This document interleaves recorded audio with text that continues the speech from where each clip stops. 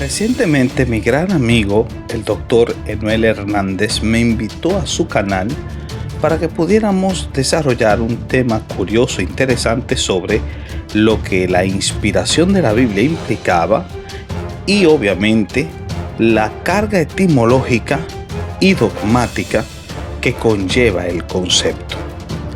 Los resultados de este interesante diálogo serán colocados a continuación.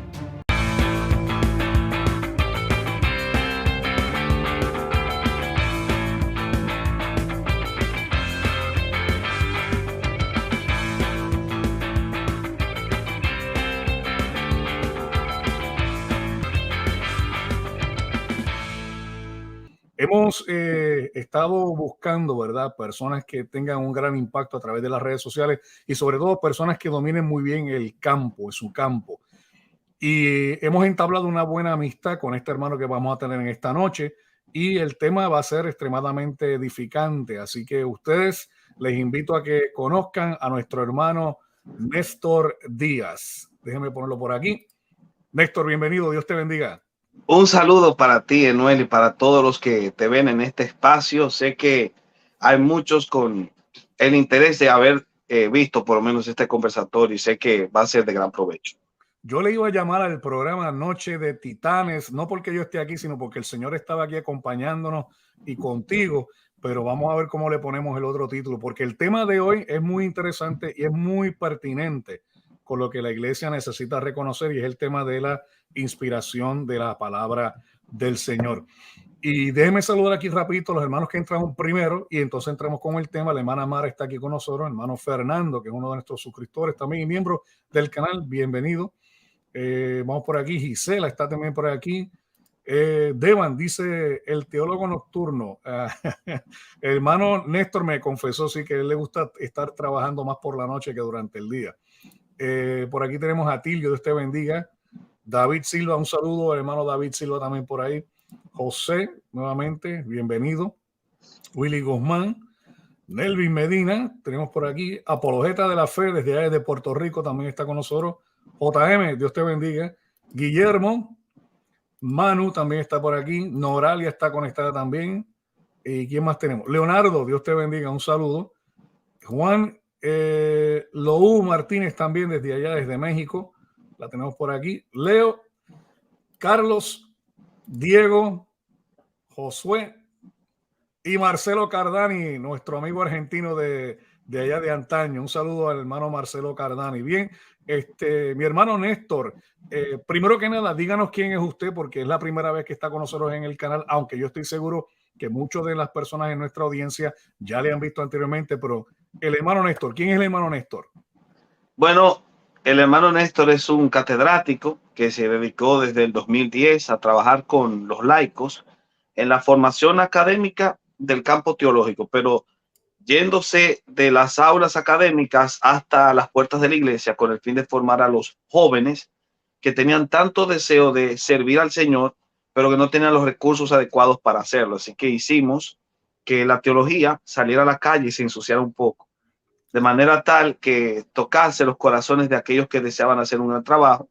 Con ese interés fundamos un programa que se conoce como Formadores de Líderes, FDL, y desde el programa de FDL, trabajando en concomitancia con un grupo de jóvenes entrenados bajo esa égida, hemos ido creando todo un espacio de trabajo que también comenzó a tener sus pinitos en el área de las redes, especialmente con el canal del Teólogo Responde.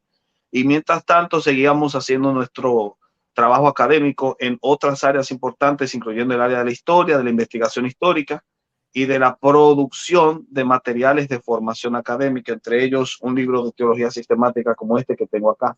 ¿Escrito por usted? Sí, sí. Ah, Que no, justamente ¿cómo lo conseguimos? Ese es del sello de FDL, no sé si ve ahí el sello. Sí. Sí, ese es uno de los materiales que usamos en el programa. Generalmente lo que hacemos es que la persona que se inscribe en el programa se le ceden los materiales, que son 10 en total. Este es el número 2. ¿Y cómo nos ponemos? Si alguien desea ingresar en eso, ¿cómo lo hace? Bueno, existe una plataforma de YouTube que no es el Teólogo Responde, se llama Instituto Teológico Formadores de Líderes. Es reciente, pero ahí se encuentran todos los parámetros de cómo se puede inscribir. Generalmente se hace a través de un contacto telefónico que la persona que se encarga directamente de recibir la información es la señora Heidi Cortorreal, que es la secretaria del programa. Ella inmediatamente envía un formulario de inscripción y todo se maneja directamente desde esa plataforma. Ah, qué bueno, ya no sabía de eso, pero entonces me recuerda a mi hermano Néstor, al final del programa lo que hacemos es que lo ponemos en la descripción y nuevamente el canal de YouTube, ¿cómo se llama nuevamente? El canal de YouTube es Instituto Teológico Formadores de Líderes FDL, ese es el canal. Y el canal de YouTube personal, Teólogo Responde, que es donde realmente yo voy subiendo todo el contenido que muchas veces se transmita también a través de la plataforma de YouTube del canal de FDL. Pero en FDL lo que hacemos es más subir las clases más importantes que nosotros damos al grupo, mientras que en el canal Teólogo Responde es donde tenemos mucho mayor contenido. Y de hecho, yo le voy a decir a los hermanos que me siguen en el canal nuevamente, que están aquí con nosotros, que yo recomiendo, ¿verdad? Dentro de las redes sociales, aquellos que estamos con el sentir de llevar un material teológico con tanta necesidad que hay a través de nuestros hermanos hispanoparlantes o de habla hispana, ¿verdad? Que no tengan los recursos, pues yo invito a que sigan a ciertas personas. Pero de todas las personas que he invitado hasta el momento, yo la persona que mayor recomiendo por su alto contenido teológico es precisamente el hermano Néstor Díaz. Lo hemos visto y hemos visto su material y vuelvo y le digo, sin nada que me quede y no porque él esté aquí, el material que él da es de alta calidad y yo le invito a los hermanos que se están conectando conmigo que una vez que terminemos aquí el programa vayan al canal de Néstor, el Teólogo Responde, y se suscriban y por favor pongan allí en la nota que fueron de parte del canal del doctor Enuel Hernández. Así que pues nada, pues bien Néstor, vamos a darle paso a lo que teníamos pautado para esta noche y nuevamente le voy a pedir a los hermanos que si tienen alguna pregunta que las mantengan y las vayan escribiendo en el chat, pero generalmente si las ponen ahora no las vamos a ver al final del programa, así que más o menos cuando se esté acabando el final del programa empiecen a hacer sus preguntas y entonces vamos a escoger una batería de preguntas de las dudas que ustedes tengan y pues en este día yo me puedo tirar para atrás porque tenemos al teólogo Néstor Díaz y él las puede responder. Hoy yo me tomo el día libre, hoy yo soy simplemente un escuchador de este material que vamos a tener en el día de hoy. Néstor, el tema que hemos pautado en esta noche para hablar es el concepto de la inspiración. Vamos a hablar de la inspiración total, hablando de ambos testamentos, pero también nos vamos a enfocar en el concepto de la inspiración en el Nuevo Testamento. Pero como primera nota, quisiéramos definir los conceptos. ¿Qué quiere decir cuando hablamos que la palabra es inspirada? ¿Qué significa inspiración?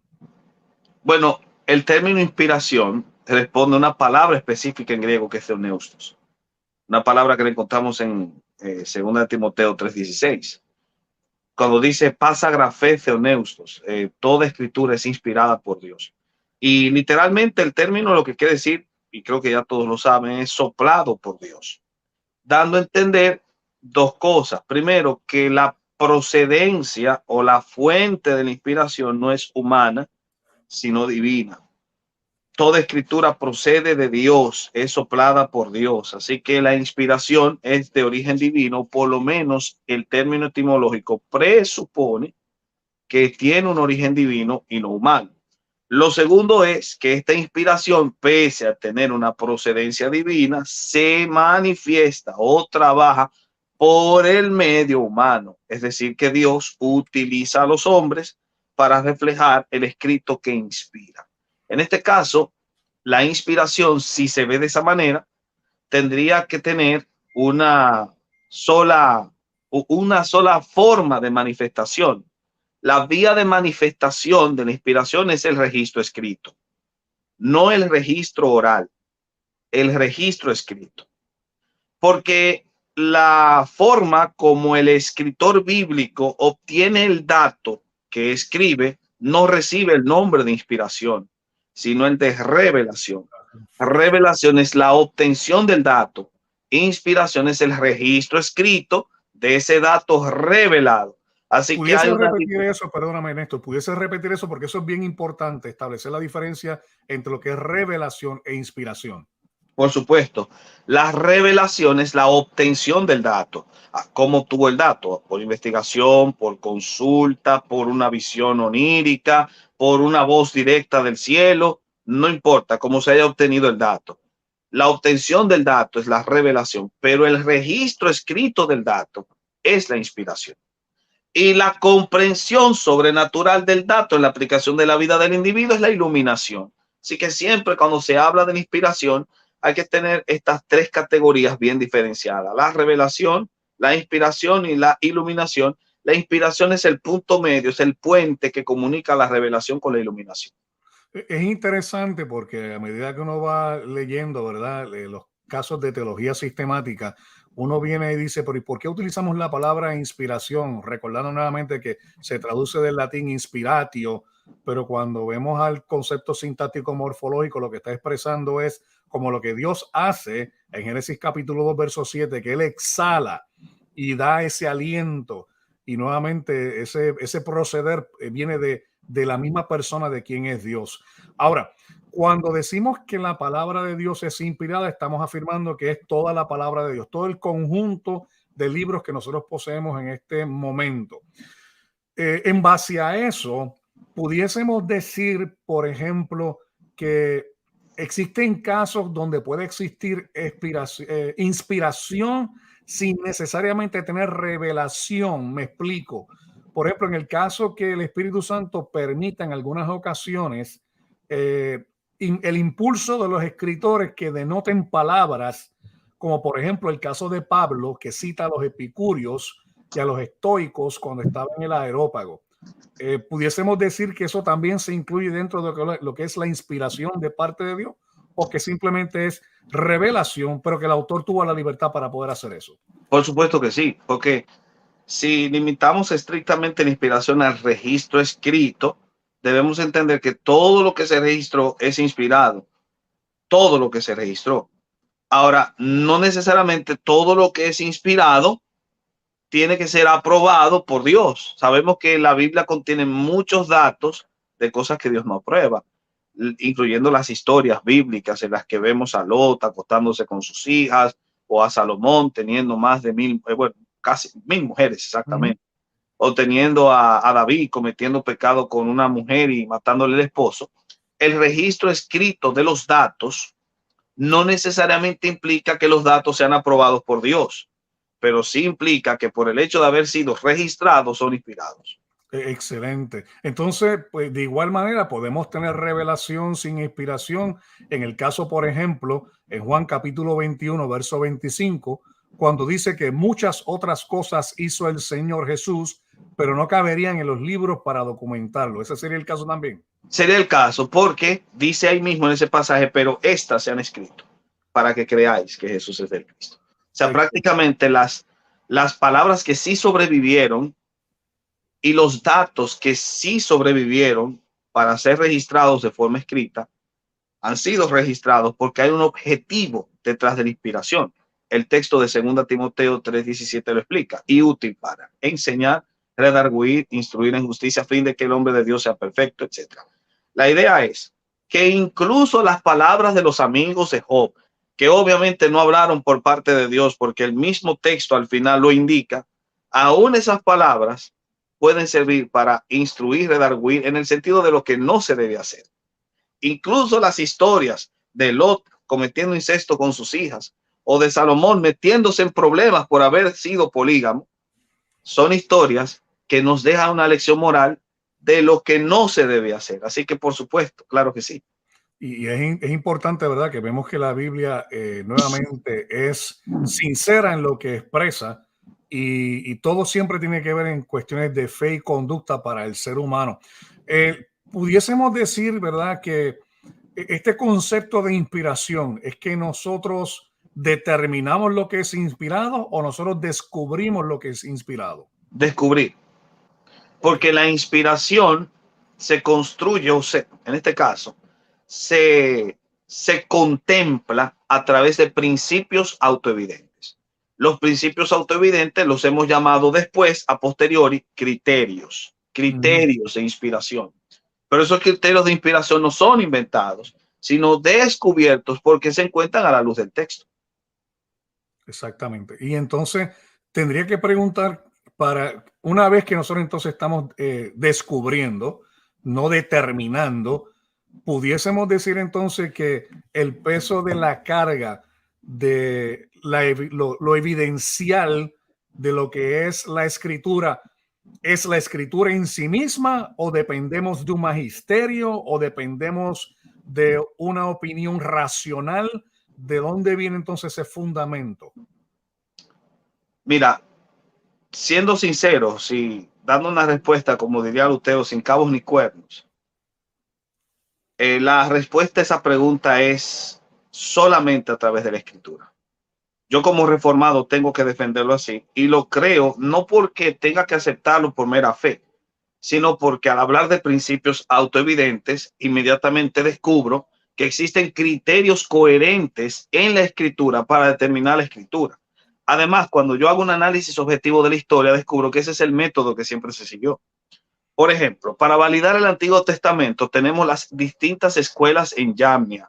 No vamos a hablar del Concilio de Yamnia, porque el Concilio de Yamnia es una hipótesis de Gratz que puede ser plausible como puede ser que no lo sea. Pero sí hubieron distintas escuelas en Yamnia donde se estuvieron discutiendo los distintos libros que prácticamente no contaminaban las manos, es decir, que no se consideraban inspirados. Y cuando ellos comenzaron a hacer un análisis de esos libros que estaban en cuestión, lo que hicieron fue tomar los libros que ya se consideraban canónicos como parámetro para evaluar los libros que no eran canónicos. Y así se evaluó la canonicidad o no canonicidad, la capacidad de contaminar las manos como la capacidad de no contaminar la de los libros a través de la escritura misma. Es decir, cuando vemos a uno de los rabinos que insertó a Ezequiel porque comprobó, leyendo Ezequiel y comparándolo con Moisés, que Ezequiel no contradecía a Moisés, inmediatamente dijeron: Ezequiel es un texto canónico. Por supuesto que sí, porque se evaluó a la luz de la escritura. Y esa metodología de evaluar la escritura con la escritura no solamente la tenían los judíos, sino que sorprendentemente la descubrimos en Orígenes. Cuando hablando de resaltar o de analizar a Homero con Homero, inmediatamente dice que los textos del Nuevo Testamento deben ser analizados a la luz del Antiguo y viceversa. O sea que desde esa perspectiva siempre se ha utilizado la escritura para evaluar la escritura. En el caso de Orígenes, está diciendo que el Antiguo Testamento tiene criterios para validar el Nuevo Testamento. Exactamente. Y ahora, pero entonces, nuevamente, en conversaciones que hemos tenido, ¿verdad?, con otras personas, siempre sale a florecer lo que es lógico. ¿No sería eso pensar que es un argumento circular? O sea, estamos diciendo que la evidencia de la inspiración es la Biblia, porque la Biblia dice ser inspirada.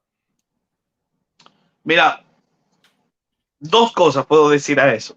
Lo primero es que si yo me voy a la tesis de que de que necesito al magisterio para poder validar esa convicción o esa concepción o esa ficción de canon, yo entonces también tendría un gran problema con ese mismo magisterio, porque se supone que el magisterio de la iglesia trabaja en base a la escritura. Por lo tanto, caería en el mismo razonamiento circular. Otra cosa más es que conceptos como el primado de Pedro necesitan de la escritura para validarse. Pero si es la iglesia que tiene el primado, la que valida la escritura, ¿cómo puede validar el primado a través de una escritura que ella misma valida? O sea, ese es el problema que genera. Así que el razonamiento circular no escapa incluso a la segunda opción. Ahora, ¿qué yo puedo decir en segunda instancia? Que cuando hay principios autoevidentes, tal y como señala muy bien Robert Corona, cuando hay principios autoevidentes, no hay temor de caer en la circularidad, porque la circularidad no necesariamente es falaz. Además, los principios autoevidentes hacen plausible la necesidad del principio a pesar de la circularidad. Y eso es algo que lo aceptamos con plena lógica. Ejemplo, ¿por qué creemos en la lógica? Porque es lógica. Es lógico. Ciertamente. Ahora, puedo decir, no, espérate, que la lógica tiene unos criterios y esos criterios de lógica, los principios de la lógica, permiten hacernos entender por qué la lógica es lógica. Sí, pero lo mismo yo podría decir con los criterios de la inspiración. justamente estos criterios son principios autoevidentes que sorprendentemente incluso se parecen a los principios de la lógica. Ejemplo, el criterio de coherencia que encontramos en Gálatas 1:8 coincide muy bien con el principio de no contradicción de la lógica. Así que desde esa perspectiva, si hay principios autoevidentes, no hay necesidad de apelar a un razonamiento circular. Un último ejemplo. ¿Por qué el 1 es 1? Porque es 1. La matemática se construye sobre razonamientos circulares que no necesariamente deben considerarse falaces. ¿Y por qué no lo son en este caso? Porque apelan a principios autoevidentes. En ese caso son principios axiomáticos que por definición son lo que son.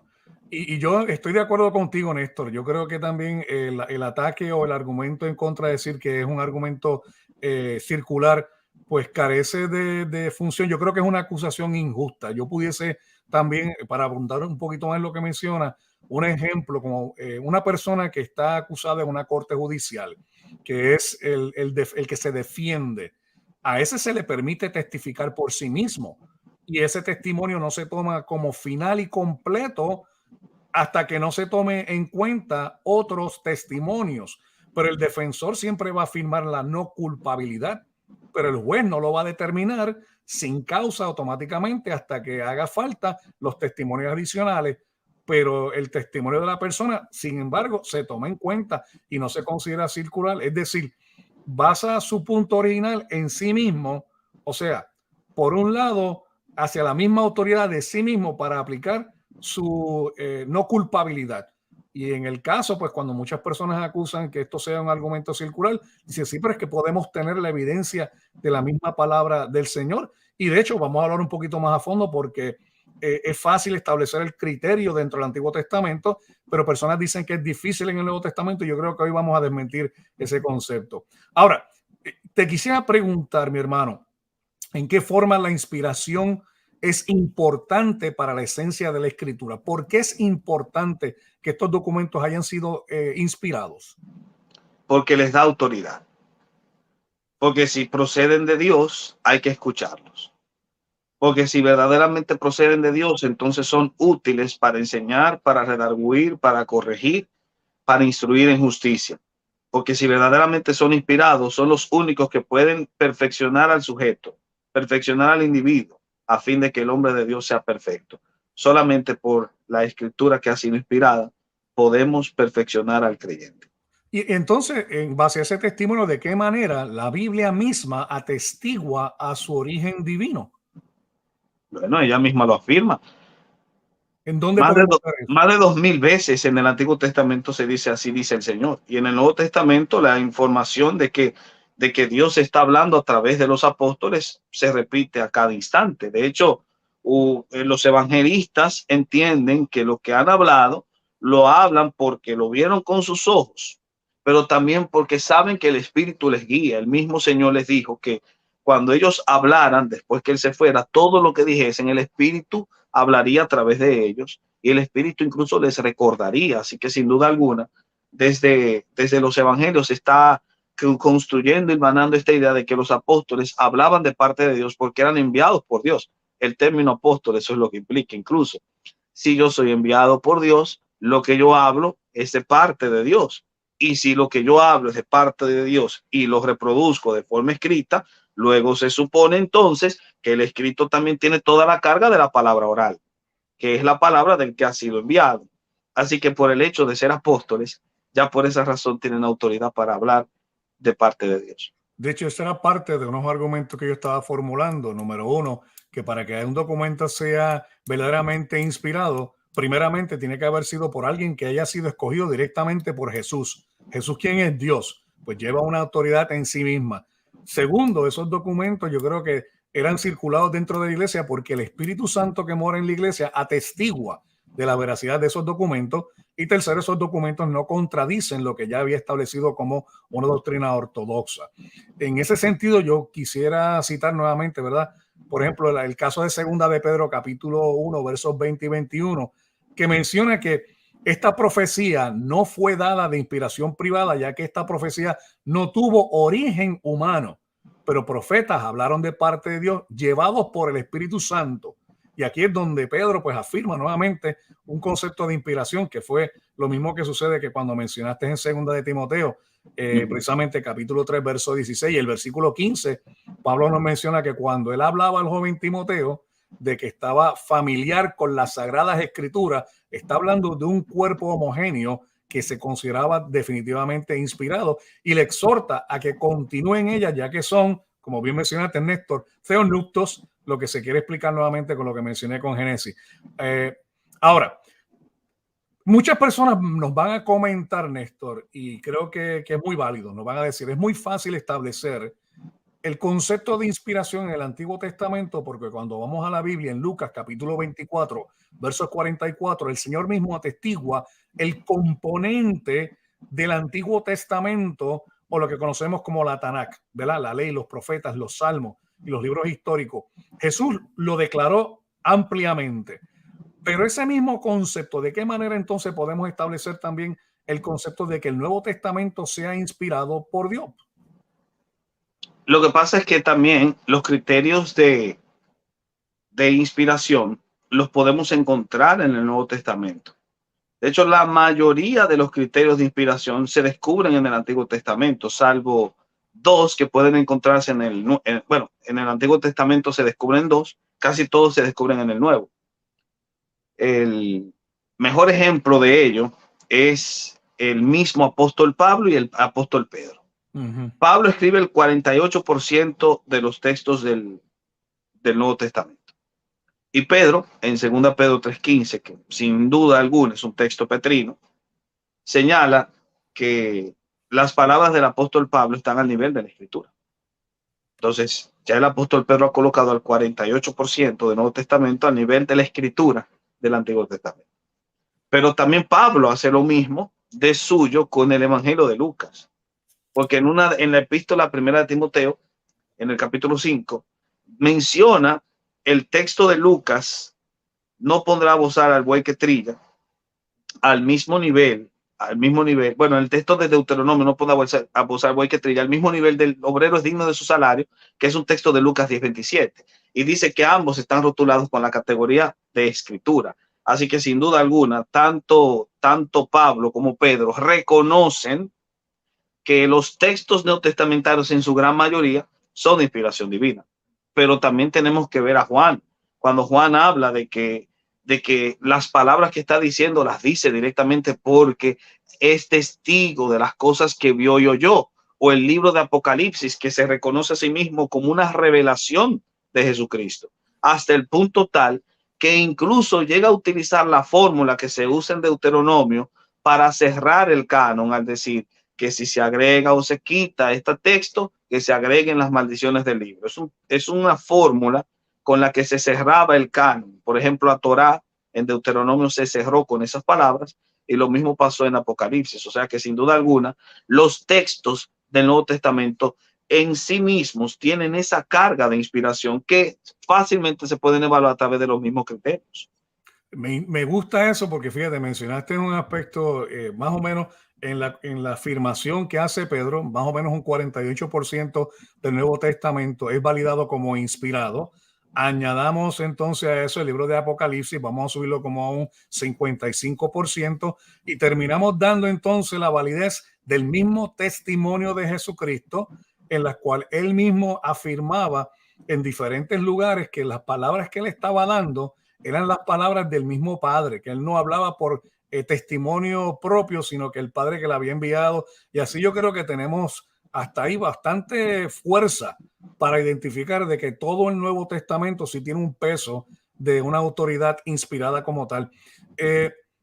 Hablando del concepto de inspiración, también existen varias teorías de inspiración que quizás pudiésemos dialogar en breve. Tenemos, por ejemplo, no sé si recordarás en aquellos momentos que estudiábamos el curso de teología sistemática básico, que habla de una teoría de intuición, una teoría de iluminación, una teoría dinámica, una teoría verbal, una teoría del dictado. A ver, ¿qué nos pudiésemos hablar de esas teorías que se dan para explicar este concepto de inspiración? Generalmente, para hacerlo un poquito menos técnico para los oyentes, pero generalmente lo que se hace es que se evalúan las objeciones a la inspiración y en base a las objeciones a la inspiración es que se elaboran las teorías de inspiración. Por ejemplo, la teoría del dictado surge por la objeción de que no se piense que la inspiración es viva, sino mecánica. También aparece la idea de que la inspiración no es divina, sino meramente humana, o aquella que señala que la inspiración es común y no única, o que la inspiración es conceptual y no verbal, o que la inspiración es parcial y no completa. Esas son las distintas objeciones que formulan esas teorías.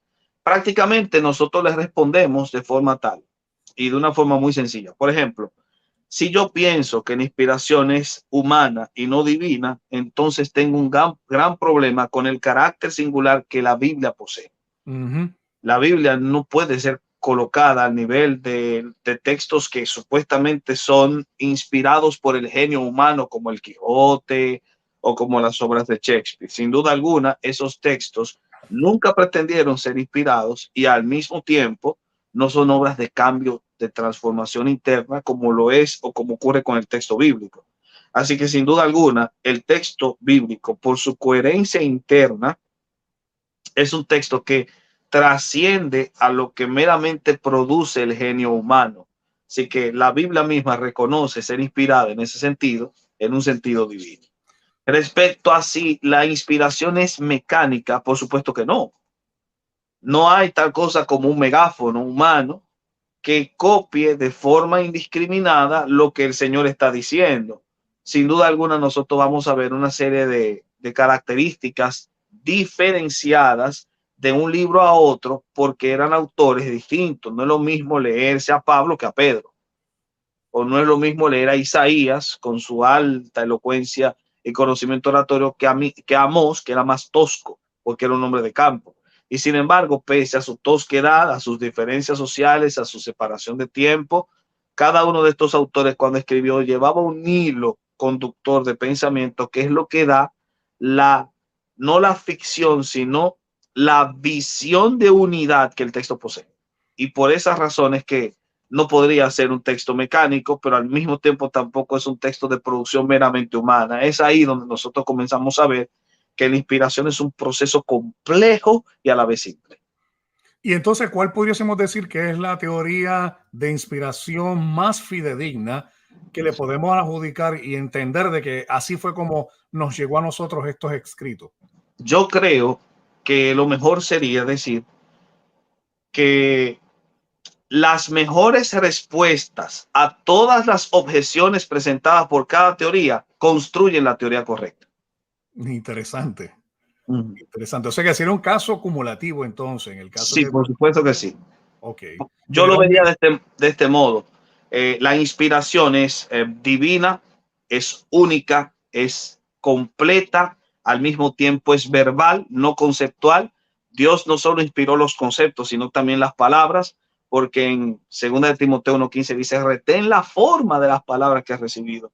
Así que sin duda alguna, incluso la forma de las palabras tiene un mensaje. Y por último, la inspiración es viva, porque así es como señala el criterio de impacto. La palabra de Dios es viva y eficaz, que corta y penetra el alma y el espíritu, las coyunturas y los tuétanos. Sin duda alguna, la palabra de Dios en su inspiración tiene ese poder porque es viva en sí misma. Y es lo que conocemos, ¿verdad? Como la inspiración plenaria y verbal, que no solamente aplica a cada palabra, sino aplica en el contexto total. Y fíjate, Néstor, mencionaste un punto que es bien importante, que es que no podemos tener un criterio que sea mayor que la propia Biblia, porque yo entiendo que, como decía un teólogo, que el hombre de Dios tiene que estar convencido que la Biblia es la palabra por la cual Dios nos habla, y hay que entender el significado de las escrituras y hasta el estar convencido de su origen divino y autoridad.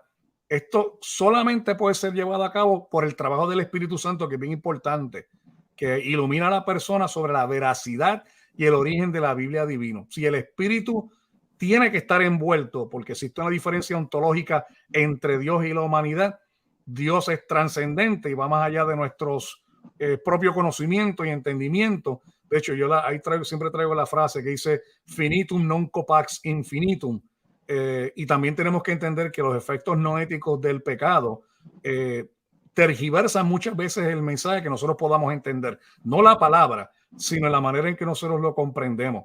Y creo que ahí es donde está. Si nosotros ponemos en tela de juicio o buscamos un pensamiento racional que trate de validar la inspiración, estamos haciendo el aparato para evaluar la Biblia mayor que la propia Biblia, y eso no podría ser. Es cierto, totalmente de acuerdo. De hecho, el texto es el que contiene los principios.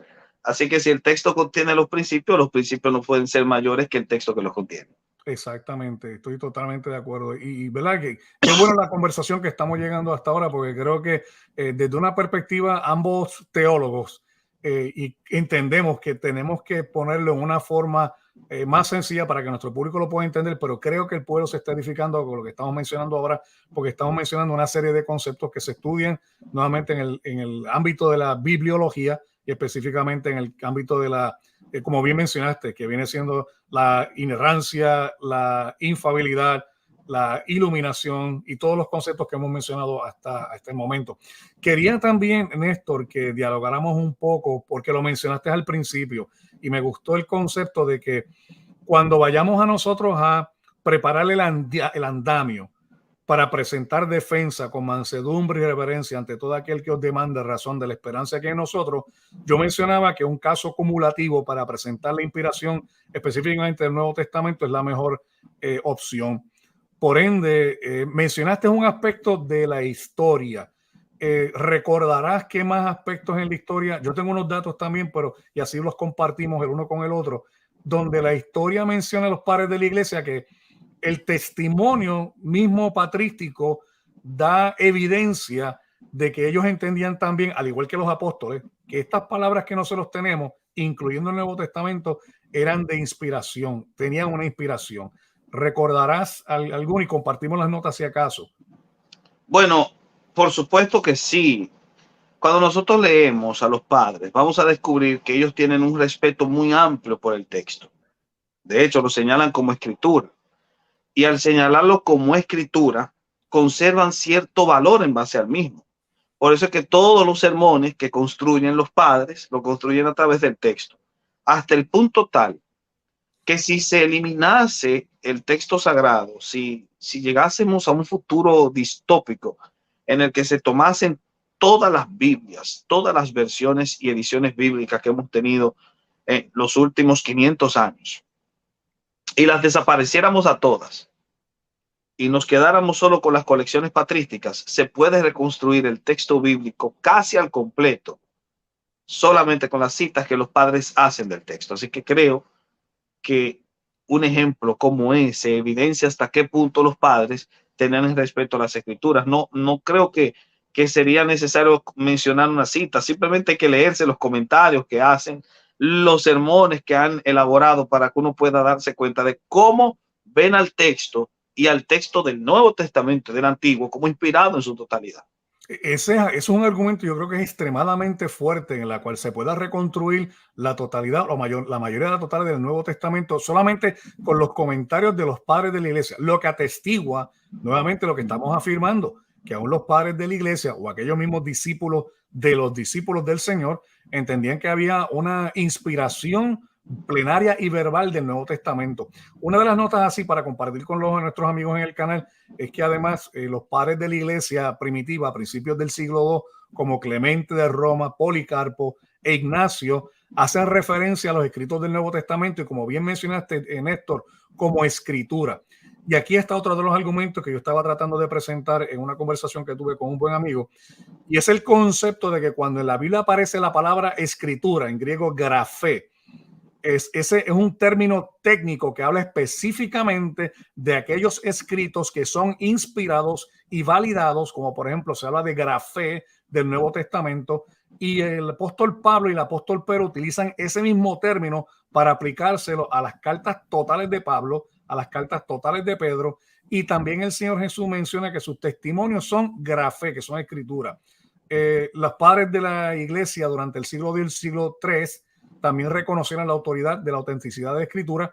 Tertuliano, Clemente de Alejandría, Justino Marte hablan del Nuevo Testamento y usaron el contenido de los escritos del Nuevo Testamento para oponerse a creencias heréticas como el ebionismo y el docetismo, el gnosticismo, y entienden que los libros del Nuevo Testamento tienen una autoridad, como menciona decir palabra de Dios.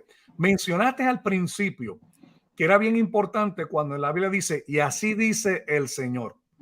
Ese mismo concepto lo vemos reflejado en el Nuevo Testamento y a través de los padres de la iglesia. Los hermanos, vamos a ver si entramos por aquí, ¿verdad? Porque quiero ser sabio con las personas que trabajan. Y yo creo que a la verdad que esto es caviar, Néstor. De verdad, esto es caviar. Me estoy gozando grandemente con todo esto. Y voy a buscar por aquí, déjame ver si me logra pasar la página y buscar las preguntas que hemos tenido por acá de algunas personas, ¿verdad? A establecer la diferencia, Néstor, entre mencionar el concepto de inspiración o es una inspiración como cuando, por ejemplo, escuchamos una música que sentimos esa inspiración. ¿Existe una diferencia entre uno y el otro? Claro que sí, porque la segunda presupone un origen humano, mientras que la primera indica que el origen es divino. Yo diría, la contestación es sencilla, pero es que en sencilla existe la complejidad de lo que acabas de mencionar. Increíble. Déjame escribir por aquí. Tenemos también, vamos a ver. ¿Por qué Clemente? Bueno, ¿por qué Clemente no es apóstol? No es una pregunta que tiene que ver con lo que estamos tocando en el momento, pero la podemos discutir en otro momento. Hermano Néstor, hay una dirección de él. Sí, los hermanos están preguntando, hermano Néstor, si hay una dirección de correo electrónico en la cual, déjame ponerlo por aquí, que alguien me preguntó, esto es bien importante. Ok, por supuesto que sí. Si quiere, puede escribirme al Instagram. Yo lo respondo mucho más fácil que en el correo. El Instagram es @prof Néstor Díaz. Déjeme poner eso por aquí. Prof Néstor Díaz. Ahí puede inmediatamente ir y me escribe en privado y yo inmediatamente siempre respondo. Eso es seguro que siempre lo haga. Me toca tal vez un día o dos, pero siempre respondo. Déjame ver una cosa por aquí. ¿Es ese? Es Néstor. Tiene que poner una E después de la N. Lo escribí mal. Pero entonces Sí. póngale una E, Néstor Díaz. Fue que se me quedó la E ahí. Hay este concepto de inspiración, y aquí yo creo que esto es una de las preguntas más importantes que tenemos que discutir. ¿Existe el concepto de que ahora, hoy en día, exista una inspiración progresiva en la cual digamos, bueno, ahora el Señor puede inspirar a una persona y añadir a este cuerpo de documentos que consideramos inspirados? ¿Se puede dar este caso? No, porque ya el canon está cerrado. Y tampoco la inspiración es progresiva. La revelación sí. La revelación fue progresiva, pero la inspiración, porque la inspiración es un acto único. El registro escrito es único. La revelación era un acto continuo hasta que se completó el proceso de canonización. Cerrado el canon, ya no hay necesidad de una revelación escritural. Pueden haber visiones, pueden las personas obviamente tener experiencias en las cuales el Señor pueda hablarles, eso yo no lo niego. Y es un tema de otra discusión, no es un tema para discutir acá. Pero sin duda alguna, cuando se habla de revelación definitiva, revelación escritural, el canon está cerrado. Y el canon del Antiguo Testamento y del Nuevo está cerrado.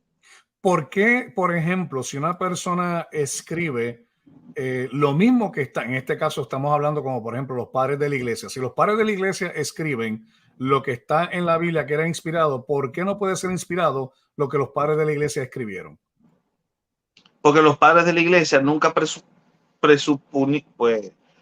nunca manejaron el presupuesto, para hacerlo más claro. Nunca manejaron el presupuesto de que eran inspirados.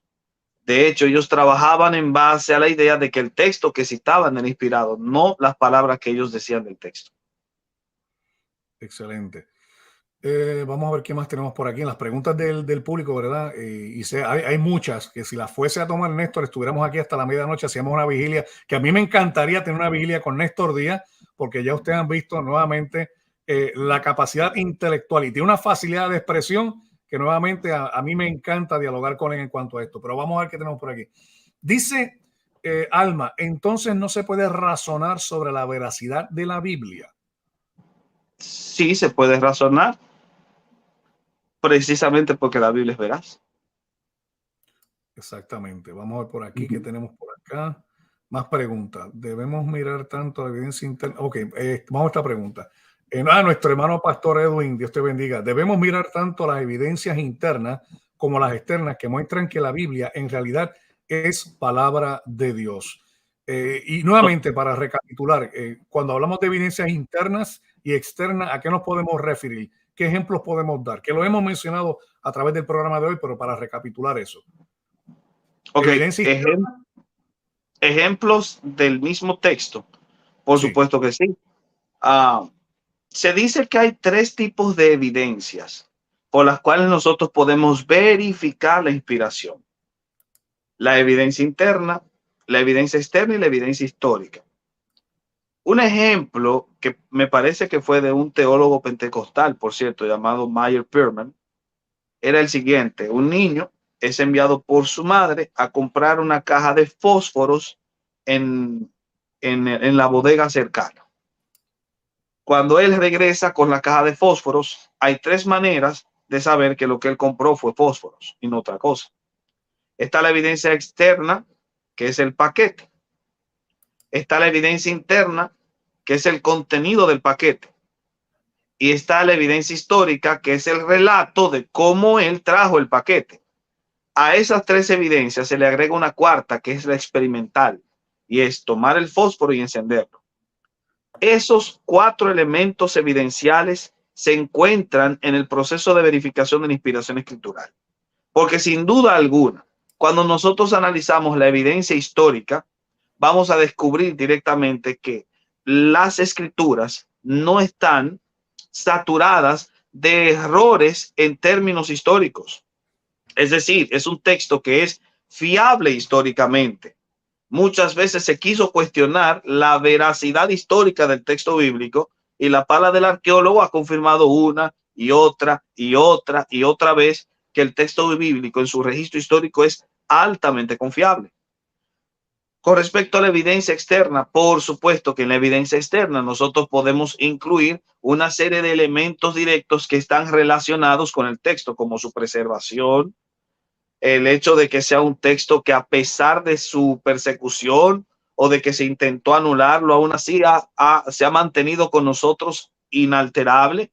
El hecho de que ese texto no contenga errores en la transmisión del escrito o de que los errores que hayan tenido en términos de forma no afectasen al fondo, ese tipo de cosas son elementos que se colocan como evidencia. La evidencia interna es la coherencia que el texto posee, el hecho de que carezca de los absurdos que otros textos religiosos de esa época tenían. Y por último, la evidencia experimental de aquel que lee el texto y es impactado y transformado por él. Creo que sería la manera para uno poder responder esa pregunta. pudiésemos decir en el caso de las profecías que están estipuladas en el Antiguo Testamento, que son afirmadas y confirmadas en el Nuevo Testamento, pudiese decir, por ejemplo, Isaías capítulo 7, ¿verdad? El cumplimiento en el nacimiento del Señor Jesús, que eso también es una buena evidencia de la inspiración del mismo Nuevo Testamento. Sí, totalmente. ¿Nos podrías No, abundar un poco más en eso? repite el ejemplo. Por ejemplo, tenemos profecías en el Antiguo Testamento en la cual vemos su cumplimiento en el Nuevo Testamento. Y yo diría que eso también es uno de los pilares fuertes para sostener la estructura de que el Nuevo Testamento también es inspirado, porque vemos el cumplimiento de esas profecías en el canon del Antiguo Testamento que es inspirado, cumplidas en el Nuevo Testamento. Totalmente, porque a pie juntillas, estas profecías, a diferencia de las elucubraciones místicas de un Nostradamus, no son golpeteos al aire, intentos de dar una información simbólica que sea tan ambigua que puede inmediatamente ser conectada con un evento pasajero. Por supuesto que no. Los textos proféticos son muy específicos. Y lo interesante del caso es que nosotros podemos verificar la enorme cantidad de profecías, puesto que ya todas se han cumplido. Y desde esa perspectiva, viéndolo en el análisis de que estas profecías no son vaticinium ex eventu, es decir, no son no son profecías que se escriben después de que el evento se cumplió, sino que muchas veces anteceden al evento por siglos. No tiene que decir, caramba, esto es imposible que pueda tener un origen humano. Incluso un matemático probabilístico como Peter Stoner llegó incluso a hacer una evaluación probabilística de que el hecho de que Ezequiel pudiese atinar la destrucción de Tiro, tal y como ocurrió 300 años antes de que la ciudad fuese destruida de la manera como fue destruida. Entonces, eso solamente podría tener una probabilidad de 1 elevado a 10 por 85 potencia. O sea, eso es imposible. Te ganarías la lotería 85 veces seguidas antes de que Ezequiel se haya inventado una profecía como la de que Alejandro Magno tiraría todos los escombros de la ciudad de Tiro para crear un puente y asaltar la nueva ciudad que estaba en la ínsula. Y definitivamente podemos ver también profecías como en el caso del Señor Jesús, en la profecía dentro de las 70 semanas, cuando viene cabalgando sobre un pollino, profetizado en el Antiguo Testamento, la misma profecía de su nacimiento virginal como tal. O sea que si volvemos nuevamente a la posición que nos trajiste, Néstor, de que 48% es establecido por Pedro validando a Pablo, vamos a darle un 20% de Pablo estableciendo a Pedro, las profecías vamos a darle un 15%, la misma palabra del Señor Jesús, también estamos llegando ya al 90 y tanto por ciento, el Evangelio según San Juan y las cartas la carta del Apocalipsis como tal. Creo que tenemos fuerte evidencia interna, y no solamente interna, los padres de la iglesia, externa, para dar a entender que el Nuevo Testamento sí es una pieza totalmente inspirada al mismo nivel del Antiguo Testamento. Ahora, me hacen una buena pregunta por aquí.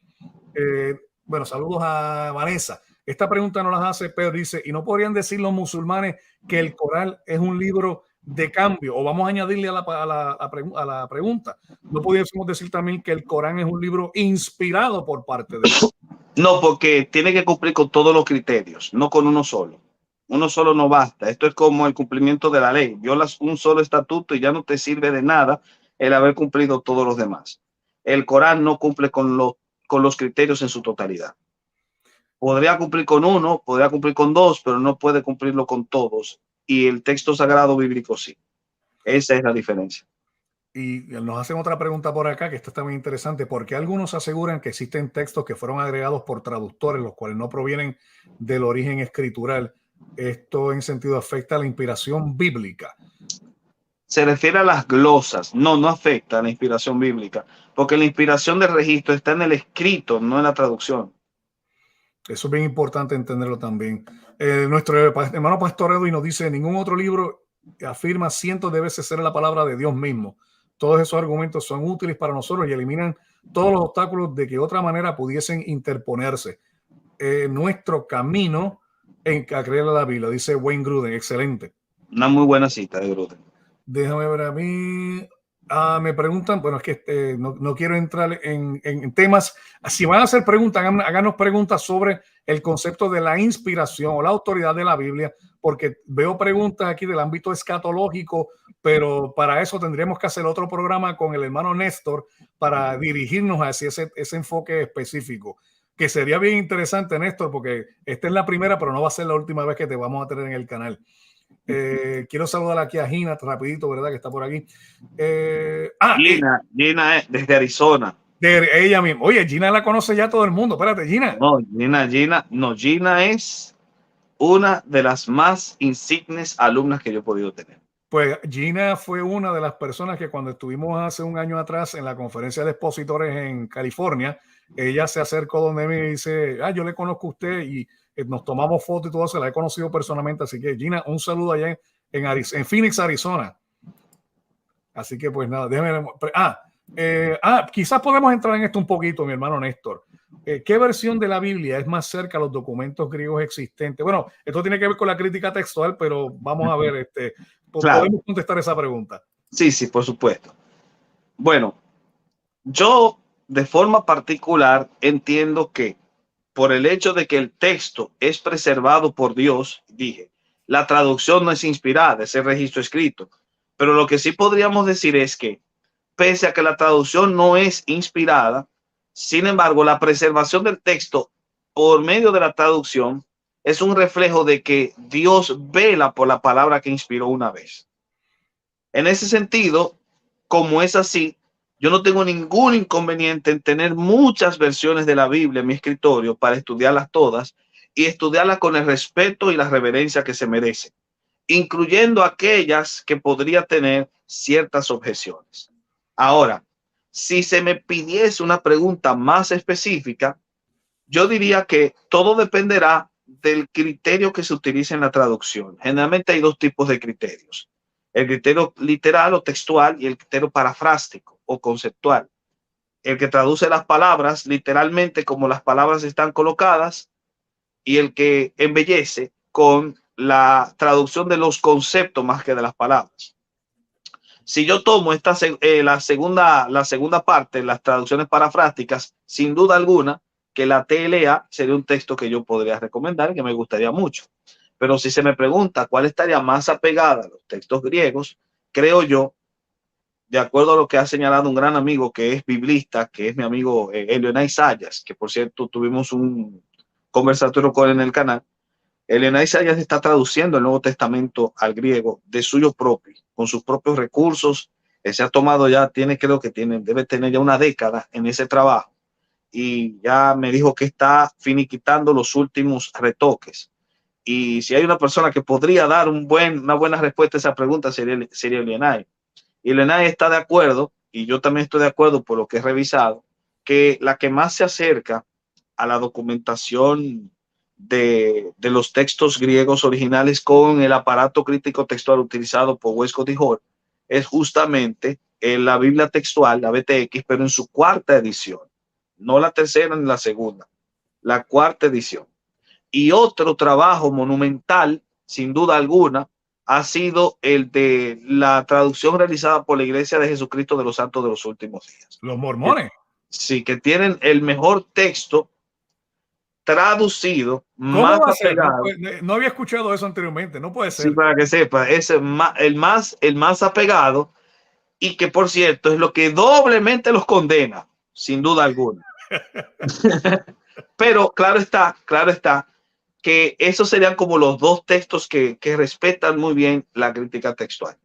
Por otro lado, la Reina Valera actualizada parece que ha hecho un gran acercamiento a lo que es los textos originales. Ha corregido muchos de los famosos errores que se le tildaban a la RBR 60, y al mismo tiempo también, contando con un mejor aparato crítico, ha hecho un mejor trabajo, eliminó el voceo, y creo que también se podría incluir en ese ranking.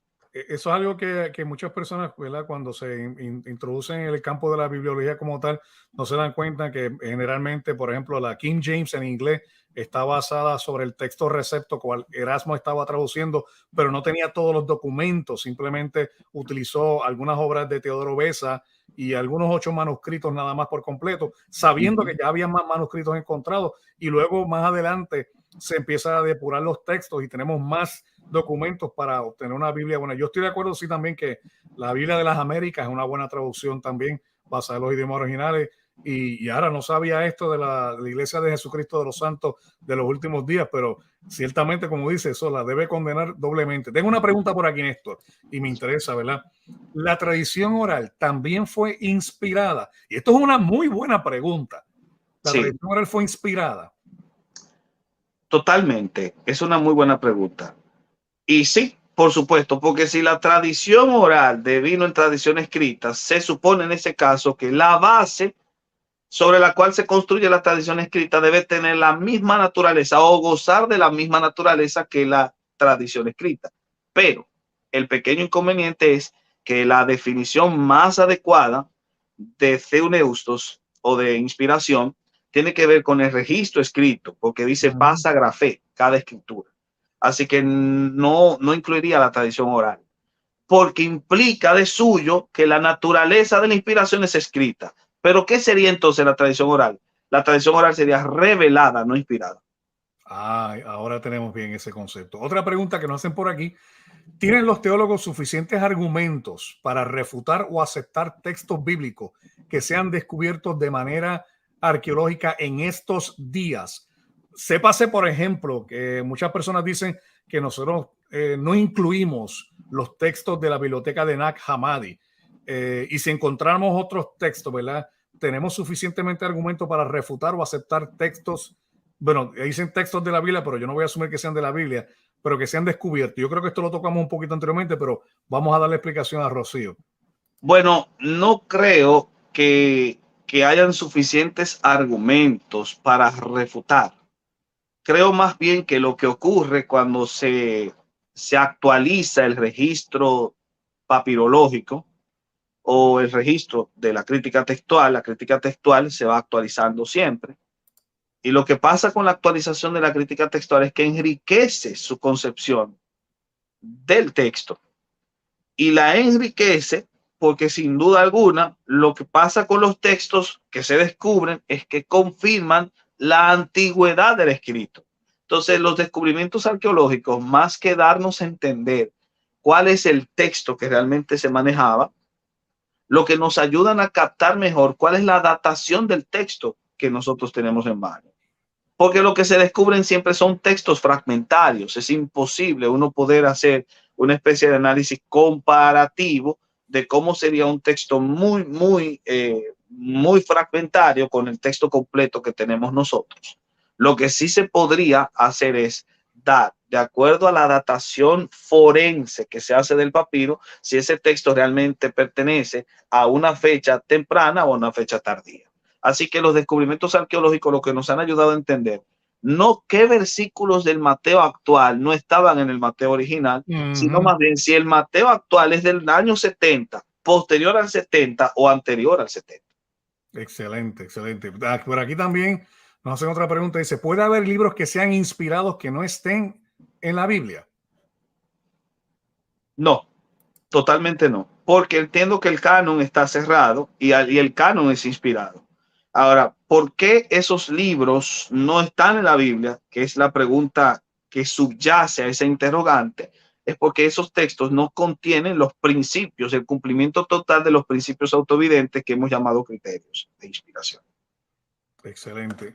Yo quería abundar un poquito más, tenía unos comentarios que hacer porque también otro de los conceptos que quería mencionar era que el mismo Jesús valida el Nuevo Testamento y lo valida nuevamente, como había mencionado al principio, en algunos textos, como por ejemplo es el caso de Juan capítulo 8, versos 26 y 28, donde él mismo dice, muchas cosas tengo que decir y juzgar de vosotros, pero el que me envió es verdadero y yo lo que he oído de él, esto hablo al mundo.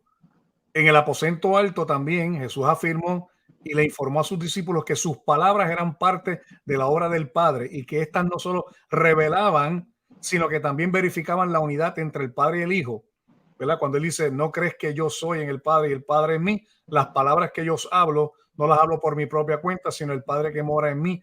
Él hace las obras y lo vemos en Juan capítulo 14, verso 10. El mismo Señor prometió que el Espíritu, y esto es bien importante, escúchenme mis amigos en el canal, el mismo Señor dijo que el Espíritu les iba a ayudar a estos apóstoles que fueron comisionados a llevar a cabo las palabras que le iba a recordar de él.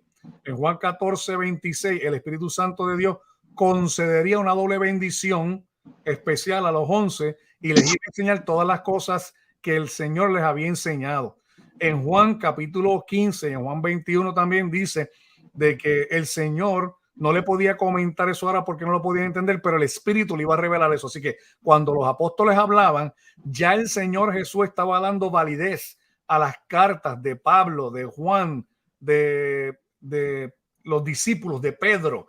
Así que Jesús no solamente validó el Antiguo Testamento, pero estaba validando el Nuevo Testamento en persona cuando dijo que el Espíritu Santo le iba a revelar las palabras que él tenía del Padre. Y eso lo quería mencionar porque eso es bien importante para la determinación. Entonces, Néstor, finalizando, si fuésemos a preparar una conclusión de por qué decimos, número uno, que la Biblia es inspirada, número dos, por qué consideramos el Antiguo Testamento inspirado, y número tres, por qué podemos decir que el Nuevo Testamento es inspirado, o sea, la Biblia completa, Antiguo Testamento y Nuevo Testamento, ¿por qué podemos decir que son inspiradas?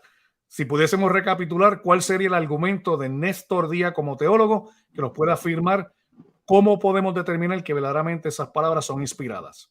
Porque estas palabras contienen los principios autoevidentes que muestran y que, por cierto, pueden ser verificados de que el texto en sí mismo es inspirado. Ningún otro texto lo posee. La historia avala ese criterio, y cuando comparo escritura con escritura demuestro que estos textos que están incluidos en el canon son los que cumplen con todos esos criterios. Si evalúo los demás textos, descubro que a estos le falta uno, dos o carecen de ninguno de los criterios. Creo en este caso que el argumento sólido sería apelar a estos principios autoevidentes. Y recordemos que apelar a los principios autoevidentes no necesariamente implica caer en razonamiento circular, puesto que al final de cuentas la circularidad no es falaz siempre y cuando penda de un principio autoevidente. La velocidad de la luz es una constante, y al ser una constante es un principio autoevidente a pesar de que sea entendida de forma circular. ¿Por qué la luz es veloz? Porque es veloz. En ese caso, ¿por qué el uno es uno? Porque es uno. ¿Por qué la lógica es lógica? Porque es lógica. Y si trato de justificar la explicación de por qué estas cosas son autoevidentes en sus principios, es porque justamente tengo que apelar a los mismos principios que la justifican. El texto bíblico posee esos criterios, el texto bíblico posee esas leyes lógicas, y esa es la razón de por qué nosotros la consideramos así. Jesús mismo lo dice, Juan 6:63, las palabras que yo hablo son espíritu y son vida. La evidencia es que proceden del espíritu y generan vida en los oyentes. Eso es algo bien importante que yo mencionaba también como parte del caso acumulativo, que es este cuerpo escrito de doctrinas de fe que traen un cambio genuino en una persona que no lo puede hacer ningún otro libro, porque solamente esta palabra penetra hasta lo más profundo del ser, divide, discierne los pensamientos y divide, ¿verdad? Y penetra hasta el tuétano, como lo dice la palabra del Señor. Hoy en esta noche, la verdad, yo de verdad voy a tener que poner Noche de Titanes. Creo que este ha sido un programa extremadamente edificante a otro nivel, Néstor, de verdad que nos ha traído en este canal, nos ha puesto en otro nivel, nos has elevado, has puesto la marca un poco más alta. Ahora tenemos que esforzar un poco más para llegar hasta eso, y de verdad te estamos encarecidamente agradecidos. Quiero saludar también por ahí al pastor Winston Medina, que sería buenísimo tener un día en una exégesis con dos teólogos dialogando estos conceptos. Unas palabras finales, Néstor, para nuestra audiencia. Sin duda alguna, el texto bíblico tiene la capacidad interna dada por Dios para la transformación del individuo, pero del individuo en que las palabras inspiradas son iluminadas. Por supuesto que este proceso de iluminación tiene que ser dado por el mismo espíritu que inspiró la palabra. Así que cuando te acerques a la Biblia, justamente ve en ella ese texto monumental que Dios te legó para que puedas entender quién es Dios. Porque las verdades que nos dicen cómo pasar de la tierra al cielo tienen que venir del cielo a la tierra. Solamente de un corazón pastoral pueden emanar palabras como esa. Te estamos agradecidos, Néstor, en esta noche. Gracias al Señor, ¿verdad?, por haberte dado una mente tan sucinta, en un concepto tan intelectual, y que podamos presentarlo a la iglesia para que sea edificado, que yo creo que es el llamado que tenemos cada uno de nosotros en las redes sociales. Yo invito a los hermanos que pasen por el canal del Teólogo Responde, nuevamente un contenido altísimo en teología, y además ya ustedes acaban de ver, el hermano Néstor Díaz tiene un corazón pastoral y tiene un dominio magistral del campo de la teología. Yo creo que ambos vamos a entablar una muy buena amistad de ahora en adelante, y creo que vamos a ser altamente edificados el uno con el otro, porque nuevamente yo creo que el hierro amola el hierro, y en esta noche pues hemos aprendido de ti, Néstor, y estamos altamente agradecidos. Gracias por haberse quedado con nosotros. Después de esto que nuestro querido doctor Emanuel llamó una noche de titanes, el interesante acercamiento y aproximación de lo aprendido fue suculento, y sé que ustedes lo aprovecharon al máximo. No olviden suscribirse al canal de nuestro querido amigo y hermano el doctor Emanuel Hernández, y al mismo tiempo seguir junto con nosotros, puesto que seguiremos subiendo contenido de calidad para provecho de cada uno de ustedes. Muchas gracias.